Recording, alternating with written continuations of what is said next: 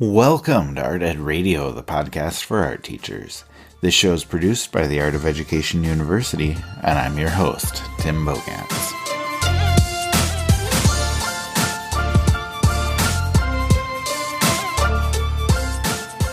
I am really excited to welcome a new guest onto the show today, and I think you're going to like her quite a bit.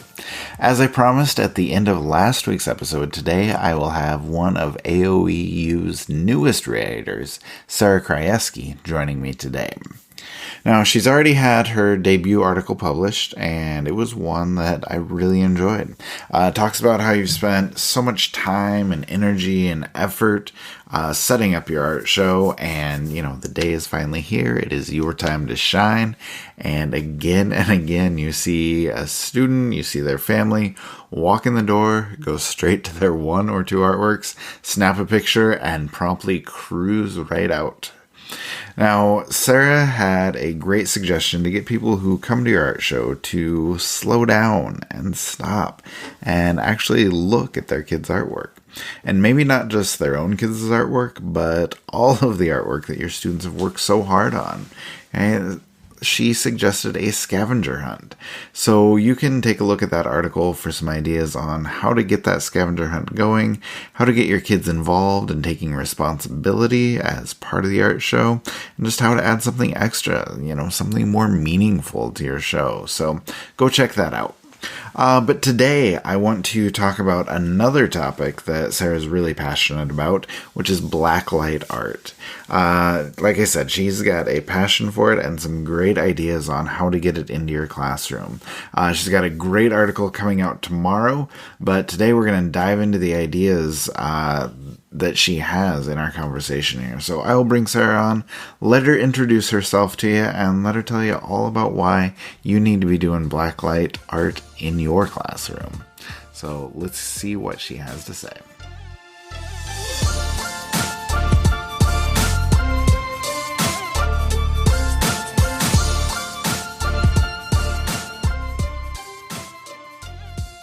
All right, and Sarah Krajewski is joining me now. Sarah, how are you? I'm awesome. How are you, Tim? I'm doing great. I'm really excited to talk to you. What I was thinking, though, since you've just started writing for AOEU, and since this is your first time on the podcast, can you just give us a little introduction, kind of tell us a little bit about yourself? Absolutely. So I am currently an art teacher in Cambridge Elementary. It's a part of Wisconsin, and I teach kindergarten through fifth grade art. I've been teaching this is my 8th year teaching, and I just started writing for the Art of Ed. I'm super excited about it, and I have a lot to share. So I'm really excited to be a part of this community and continue to share as I create new things in my classroom. That's awesome. I'm looking forward to it. Do you want to do a quick plug for your Instagram too? Yeah, for sure. My Instagram is Artroom Glitter Fairy, which has a purpose. It's like how I distribute glitter in my classroom. So when we use glitter, I put on these glitter fairy wings, and it's kind of this whole ridiculous joke, but also it makes it so that nobody else touches the glitter except for me. So it's Artroom Glitter Fairy. Fantastic. I love it. Now, what I wanted to talk to you about, and I think probably the bulk of our conversation today, is, your article about blacklight art. And you just have these incredible projects, these incredible visuals, and, I want to kind of dive into that. So I guess at the beginning, how did you start creating this? How did you get started with doing blacklight art in your classroom? Yeah, totally. So it's actually become kind of a huge immersive part of our art show that we have every year. And it did start kind of as just a little idea. I didn't create the idea, but I actually saw something very similar and saw people talking about this idea at our awesome state Wisconsin Art Ed conference in the fall. So I went and was kind of a little discouraged because I had just moved to a new classroom and I didn't have any exterior windows, so I couldn't see outside, any natural light. And that was always something that I found really beneficial in my classroom. And I was super bummed that I didn't have it in my room that I just moved to. So I was determined to find some sort of positive spin for how I could make my classroom really awesome, even though I couldn't see outside. So I went to a session at our Wisconsin conference called Glow in the Dark Art, or it was like Glow in the Dark Galleries. And it was presented by a sweet friend of mine named Stacy Hine. And she was an art teacher at an elementary school and had kind of inherited this idea from her predecessor classroom teacher, and it was basically a blacklight gallery for an art show. So the process kind of starts super basic. You basically just need black lights and neon art supplies, and I can kind of go into that a little bit more too. But once I saw this session and I saw how easy it was to make a really dark space, which is what my classroom could become because I didn't have any natural light, to make a really dark space into a really awesome glowing gallery, I just knew that I had to try it. So went to my principal. I said, hey, I have this idea that I saw at our conference, and I just wanted to run by like a couple purchases about black lights and some other materials. And he said, yeah, go for it. And it's been like a highlight of the art show ever since. Okay, that's awesome. And yeah. I have about 14 questions that came up just in what you're talking about there. But let's talk about the art show later. But before we get to that, you talked a little bit about supplies, and I want to dive into that too. But just first, like, when you're first diving into this, like, what questions did you have, and like, what was the learning curve like as you're starting to put these lessons together and kind of make this part of what you're doing? Yeah, good question. Honestly, the coolest thing I feel like about blacklight is that it's really super simple. Mm-hmm. So quickly you can see how it works without it like being very complicated. So as long as you have some sort of blacklight, which, and I have some pro packs actually that are coming out through the Art of Ed, and a very quick and easy article to read that will be coming out soon as well about how you can use just any type of blacklight, a spotlight, a floodlight. You can use a long kind of tube light that you would typically see. I also use blacklight flashlights. So anything that has blacklight can be shown onto any surface that is neon. And without getting into all the sciencey part of it, there's basically some components of certain materials that glow. So as long as it is some sort of very bright white or anything neon like hot pink, lime green, neon orange, anything like that is going to glow because of how it reacts with the black light. So things like neon oil pastels, neon tempera cakes, neon pipe cleaners, like anything neon that touches a black light or has a black light shining on it is going to look awesome. So kind of going from there, as long as you have some sort of materials, which most likely a lot of art teachers, I think, do have some components of neon things in their classrooms or could easily get them. And then just getting your hands on black lights is the easiest way to start. So kind of going from there, what other questions did you have too? No, that's perfect. I was going to ask about supplies, so that works really well. But I was just kind of thinking, like, what kind of projects do you do? Oh, for sure. When you're doing blacklight art, have you had to develop new things, or are you just updating some of your existing projects? That's a really good question too. And that's something that I think is really nice about it, is because you don't necessarily have to create something crazy and new and innovative to do a blacklight project. Just think about what you're doing in your classroom right now and then just do it with neon materials, shine a blacklight on it, and it just takes it to this insane new level. So I didn't even invent too many new projects for what I was doing. I just like to work with a theme personally when I do our art show and when our students are creating art for the art show. So I kind of thought of our theme, and then I would think of something that would look really awesome in blacklight that would still go with our theme. For example, we've had an underwater art show, so there was glowing fish and glowing starfish and coral and all sorts of craziness. And in the past, we've also had like a jungle themed art show, and hopefully doing maybe an outer space themed art show, something that for sure is going to look and maybe be cohesive a little bit more for the blacklight gallery. But you don't need to change your projects. I mean, it doesn't have to be in a theme at all. So if there's anything you're doing with students like self-portraits or optical illusions or even clay things could be colored with neon paint or oil pastels. And as long as it's neon, anything can be part of that blacklight gallery. So maybe just changing your mindset a little bit as a teacher and thinking about trying some new materials on a project that you already know and love, and then just turning it into a blacklight project can make kids really excited about something that you're already doing and that they're already looking forward to in your classroom. Nice. That's really well said. And I think that's pretty exciting, I guess, for teachers and for kids.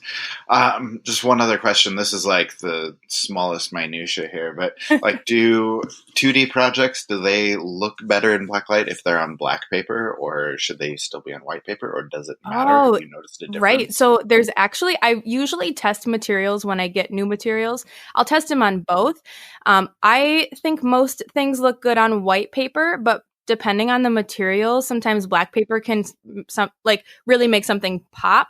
So you'd be surprised. White actually is best as long as you have a really bright white paper, because sometimes you'd be surprised with the white spectrum what things do or do not glow as far as white goes. So that one's kind of tricky. You definitely need to test things out a little bit, which is where the blacklight flashlight can come in handy. But the best paper materials to use are probably white. And then sometimes I'll even use neon paper too. So like you can get neon cardstock, or even the neon True Ray construction paper will work. And then if you color on that with Sharpies or oil pastels or collage things, literally anything that's neon can be added to that project and can be super awesome. So I personally like white. And then because our gallery is like super immersive and there's things that are hanging from the ceilings and stuff on the walls and there's stuff everywhere, we always kind of transform our pieces so that they're not rectangular. So I always just encourage students to think outside the rectangle or think outside the square a little bit and to cut their image out so that it's a little more eye-catching when you come into a room. So like if we're going into an underwater art gallery that's blacklight, if it's a fish project, instead of it being on a paper with like a blue painted square background, having just the fish on its own and then having like a huge blue display that all the fish are on might be a little bit more eye-catching than a bunch of rectangular pieces of art. You know what I mean? Yeah, that's really cool. No, I like the idea of it kind of being more immersive as you kind of go through the show. So I suppose that's a good segue into us talking about your displays or your art shows. And you've mentioned this like super cool blacklight gallery during your art show. I think it's in your article too. But can you talk about how you set that gallery up, and more importantly, kind of what the reaction was from kids and from parents when they are able to see that? Oh, totally. So I think at this point we've done the art show. This will be our 4th year with the Blacklight Gallery. And it's definitely, I mean, it's kind of like, I feel like the highlight of the art show just because it's so unique and it's something that we don't have all year. So it's really exciting to come to the art show, and you got to make sure you see the Blacklight Gallery. We have a million different things going on during the art show, but that's one that is always, the kids are always asking, is that the one with the glowing gallery? Are we ready for the art show? You know? So they're super psyched about it. The first year that we had it, because it was the first time, parents and guardians and staff members and administration that came in were like so shocked by the effect that it could have. And it was a really cool way to kind of advocate for my program at the same time as creating a really awesome display, because I'm making memories with students and we're connecting the materials and the actual stuff that we're making with students, but also just showing the exciting things that we're working on. So I think it was super cool to have such a memorable component of our art show. Like people were, sending pictures to their friends, outside of the art show, and we're just kind of like sharing all of these things. So I think it was something that you definitely won't forget when you come to the art show. So as far as setup goes, that is, anything that an art teacher has a passion for, you're going to be okay putting a little more energy towards. Mm-hmm. And so I definitely want the Blacklight Gallery to be super amazing. So I take a lot of time. I have one of my good friends come like a few days before the actual Blacklight Gallery, and we kind of black out the room So we'll cover the walls with black roll paper. We'll basically like prepare all of the visual elements that might be distractions. Like if you have a poster that might glow really bright white, or like different signs and things that are on the wall that should be covered, then we'll sort of just cover those things initially first, so that when you enter the room, you're really only seeing the artwork on display, besides just a few of the other components that we have too. So the main thing first is just to get rid of any visual distractions and black out the space. The other cool thing that we've added over time is that you don't necessarily just have to use black roll paper. So you can, like, we have splatter paint neon paper that is super crazy colorful, or like painted paper backgrounds or something that might match a theme.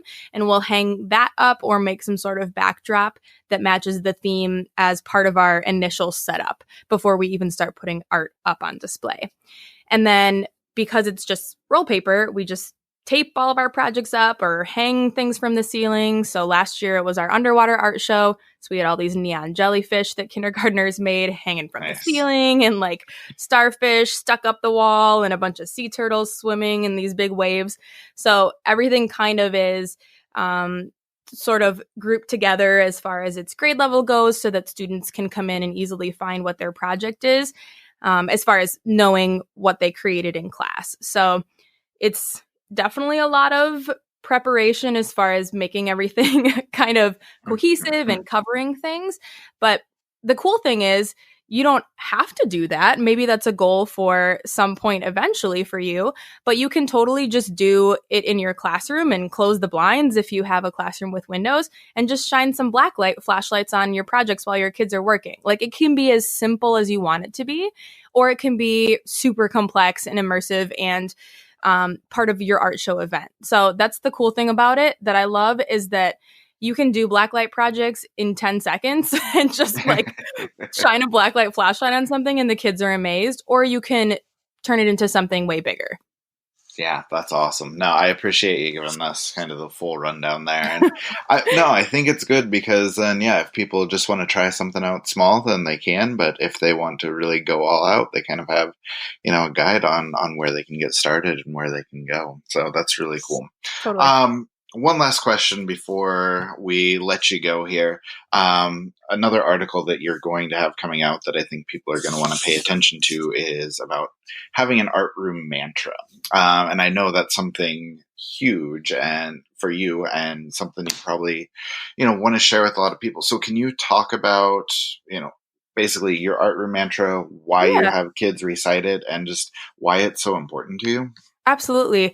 So, I mean, a lot of what we do as art educators is to try to have our students be the best people they can be, as well as great artists, knowing that most likely a big chunk of the students that I have will not literally be working as artists when they're older. So I'm trying to kind of encourage my students to practice positive self-talk and to encourage them to create a routine at the beginning of art by having a mantra that we always say at the very beginning. So I've presented on it a couple times in the past, and I will be having an article coming out about it as well, but I'll just recite the 5 phrases that we say for our art mantra at the very beginning of class. So they always come to the carpet every class, kindergarten through 5th grade. Every class starts the same way. And there's hand motions that go with this too, but I kind of explain that in the article, or if you decide to do it, you can just make them up on your own. So the mantra goes like this: my mantra, I am positive, I am creative, I am mindful, I am amazing, I am an artist. And the entire class recites it at the same time. They do their motions. They kind of like have a sassy hand motion at the end when they're artists, and they cross their arms. And it's super cool to hear them say these sentences, because they're taking ownership over how they feel about the day. And if for some reason I notice that there's a kid or two that maybe isn't participating, then I can kind of scan the room a little bit and see who I might need to check in with for the day, or maybe kind of just know that student might be having a little bit of trouble or whatever. It kind of helps me monitor the classroom as well. And the other thing that I like to point out is that, and I tell this to my students, is that the mantra isn't just for them, it's for me too. Like, I need to say the mantra for myself because I have negative 42 seconds in between classes to get stuff ready for my next group coming in. And if I sit at the front of the rug with my students and we all just look at each other and we say these 5 sentences together for just a moment, it kind of recenters myself and gets myself ready to say, no matter what happened with the class before, I'm ready to be my best version for my students and give them a chance to have a great day of art with me because I'm kind of refocusing myself and they're coming in fresh and ready to start the day with me. So that's kind of the idea behind it, is teaching them to be good people, to get myself ready, to get themselves ready for our day together. Oh, that's awesome. I'm like motivated now. Like, I'm serious. Like, I'm glad to hear it. That was awesome. So cool. All right. Well, Sarah, we'll go ahead and shut things down there, but I really appreciate you coming on, telling us all about Blacklight and galleries, making the introduction, giving us your mantra, all that good stuff. It's been awesome to talk to you. Awesome. Yeah. I hope to hear more from you guys in the future. All right. Thank you. Mm-hmm. Wow, I love Sarah's energy, and like I said in the intro, I love her passion for what she's teaching. Just that mantra and how she utilizes it in her classroom, I think is really powerful for her and for her kids as well. As far as our conversation today, I think my main takeaway is that blacklight art is a lot more versatile than you think at first. You can go over the top if you want. You can be really subtle with it. You can do some basic stuff, some basic teaching, and just get things started. Or, you have the opportunity to open it up to some of the science behind why that works, and you can make some really good connections there. So I think there's a lot to be discovered, a lot to be explored there, and obviously I would encourage you to give it a try if that's something that interests you. Now, just one last thing before we go, though.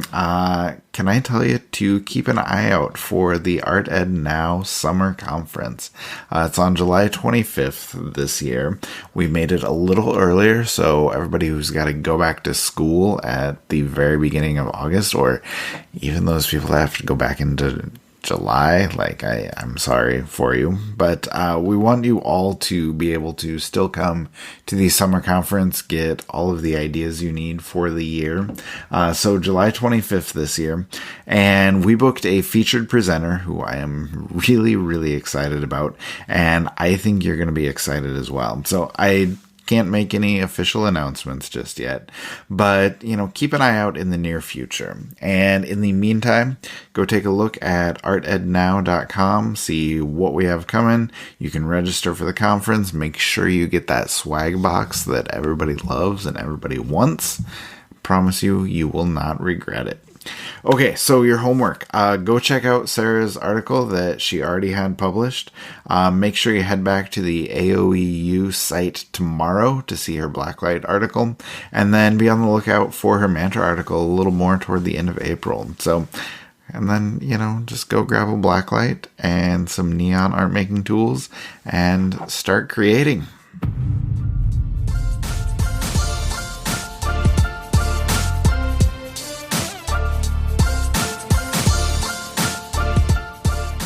Art Ed Radio is produced by the Art of Education University with audio engineering from Michael Crocker. Thank you for listening, as always, and we will be back with you next week. I'll talk to you then.